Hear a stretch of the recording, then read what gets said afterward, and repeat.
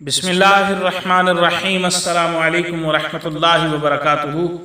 تمام معزز سامعین و ناظرین کو انفارمیشن پوائنٹ کے پلیٹ فارم پر ایک دفعہ پھر سے خوش آمدید۔ معزز سامعین و ناظرین، ہماری آج کی ویڈیو کا عنوان ہے شادی کرنا چاہتے ہو تو پہلے رسول اللہ صلی اللہ علیہ وسلم کا یہ فرمان ضرور سن لو۔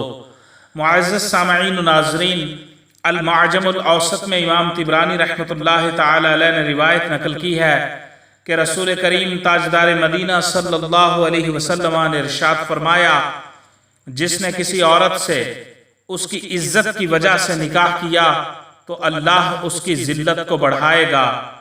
جس نے کسی عورت کے مال و دولت کے لالچ کی وجہ سے نکاح کیا، اللہ اس کی غربت میں اضافہ کرے گا۔ جس نے عورت کے حسب نسب خاندانی بڑائی کی بنا پر نکاح کیا، اللہ اس شخص کی کمینگی کو بڑھائے گا۔ اور جس نے صرف اور صرف اس لیے نکاح کیا تاکہ اپنی نظر کی حفاظت کرے، اپنی شرمگاہ کو محفوظ رکھے یا صلہ رحمی کرے، تو اللہ تعالیٰ اس کے لیے عورت میں برکت دے گا اور عورت کے لیے مرد میں برکت دے گا۔ معزز سامعین و ناظرین، المعجم الاوسط میں امام طبرانی رحمۃ اللہ تعالی علیہ نے روایت نقل کی ہے کہ رسول کریم تاجدار مدینہ صلی اللہ علیہ وسلم نے ارشاد فرمایا، جس نے کسی عورت سے اس کی عزت کی وجہ سے نکاح کیا تو اللہ اس کی ذلت کو بڑھائے گا۔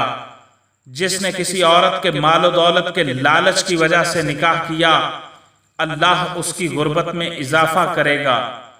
جس نے عورت کے حسب نسب خاندانی بڑائی کی بنا پر نکاح کیا، اللہ اس شخص کی کمینگی کو بڑھائے گا۔